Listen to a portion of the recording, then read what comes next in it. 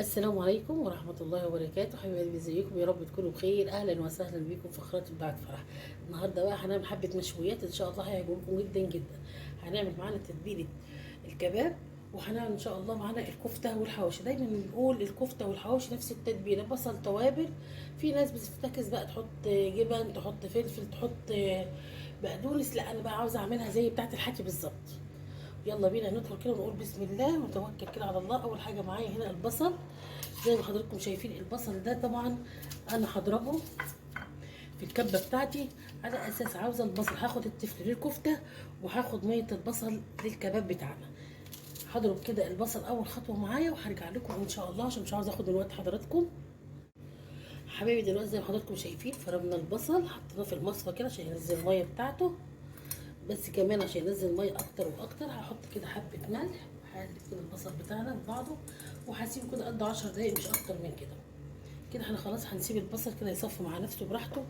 هناخد ميه البصل قلنا هنتبل بيه لحمه الكباب، والتفل بتاع البصل هنحطه في اللحمه المفرومه اللي قدامكم دي. اول حاجه حابه اقول لكم بس اللحمه اللي بتتشوي بتكون اذا كانت عجالي او كانت لحمه عجل يعني بتكون لحمه الفيتو. عرق الفريتو هو اللي بيتشوي بس في العجل. اما ممكن تكون لحمه ضاني، يا لحمه ضاني يا لحمه فريتو.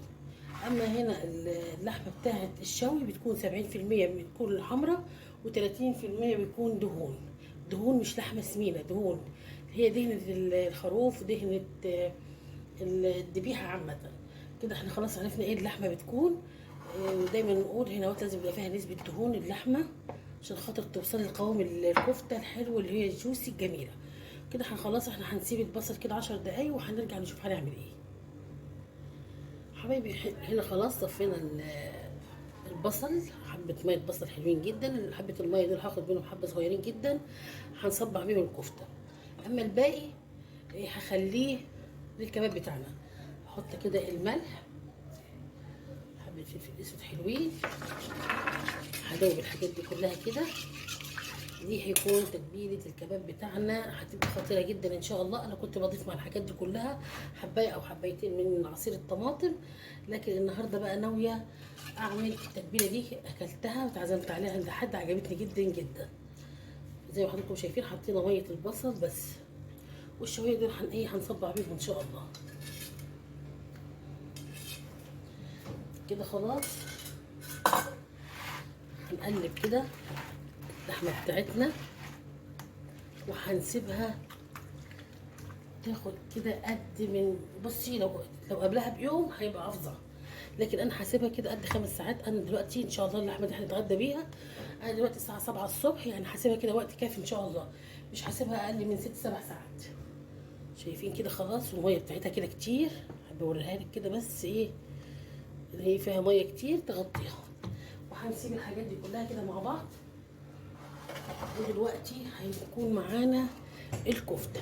الكفته بقى معانا هنا اهوتي البصل اللي احنا فرمناه تفل. شايفين ما فيهوش ميه خالص عشان الكفته بتاعتنا تبقى حلوه وما تفردش مننا ونقول ايه اللي بوظ الكفته. الكفته الناس كتير جوه بتفتكس وتحط فيها حاجات كتير جدا. ناس تقول بنحط فيها رغيف شامي او رغيف فينو، ناس تقول بنحط فيها خضره او فلفل. لا انا الكفته بتاعتي بصل ملح فلفل مش اكتر من كده. دي الكفته اللي احنا اتعودنا عليها وعملناها، بنعمل الحاجات دي كلها. بس دي بقى احنا عاوزين النهارده ناخد بقى ايه حبه كفته ملوش حل. هعجن الكفته دي عجنه حلوه جدا جدا وهرجع لكم. حبايبي زي ما حضراتكم شايفين عجن الكفته عجنه كده بنت ناس. شايفين عشان تعرفوا ان الكفته بتاعتك سمختها حلو.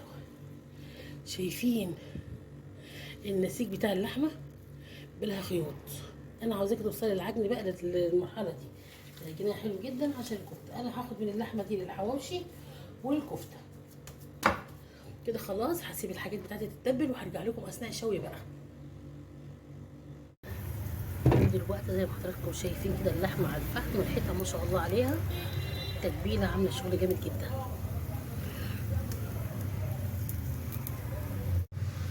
ودلوقتي انا حطيت الفراخ انا ما تبلتهاش معاكم نفس تتبيله اللحمه، بس حطيت عليها بس حبايه من الطماطم. مش بحط اكتر من ملح وفلفل والبصل وحبايه واحده من الطماطم. بحب دايما اشوي على نار هاديه.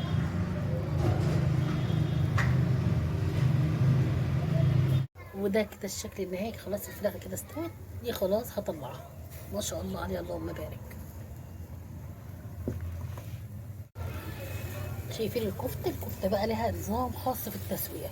اول ما تحط الكفته كده على الفحم تشمعيها تشميع من كل ناحيه. شايفين التقليب على طول باستمرار عشان خاطر اشمعها، لان انا لو خليت الكفته على اتجاه وسبته يتحمر هتستوي من الناحيه اللي ناحيه الفحم، اما الناحيه التانيه مش هتكون استوت، على طول هتفك الكفته معاكي. شايفين الكفته مع الرقه كده، معناها ان الكفته بتاعتي فيها دهون مظبوط واللحمه الحمراء مظبوطه بتاعتها. والله العظيم ريحتها جميله جدا ما شاء الله. وكده يا حبايبي خلاص احنا كده وصلنا للشكل النهائي. بسم الله ما شاء الله، عامله سفره كده تحفه. شايفين الكفته بتاعتي طريه، الكفته بتاعتي جوسي كده وطريه اللهم بارك. شايفين الكفته حلوه ازاي ما شاء الله عليها، طريه جدا وتحسيها كده مع الرقه تعرف ان الكفته بتاعتك مظبوطه 100%. اما هنا الحواوشي والله تحفه. طبعا ما سكتينش، احنا قاعدين بنشوي وبناكل مش بنشوي بس.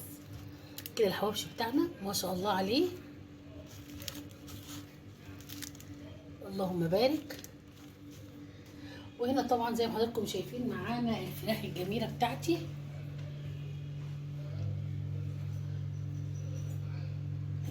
واما هنا الكباب، التتبيلات بتاعتي جميله جدا جدا. طبقت التتبيلات دي وعليا والله العظيم طعمها حلو جدا جدا. طبعا ان شاء الله يا رب كده نعاد عليكم بالخير. وطبعا عاملين السلطه الخضراء وعاملين سلطه الطحينه والبيبسي وكده، ده احلى غدا كده. يا رب النهارده الفيديو بتاعك يكون فادك واستفادك الفيديو. ما تستخسريش فينا اللايك والشير والاشتراك في القناه. واللي اول مره يشوف قناه ابداعات فرح يا ريت يشترك ويفعل الجرس. اوعدكم كل جديد ان شاء الله هتلاقيه في قناه ابداعات فرح. اسيبك في حفظ الله.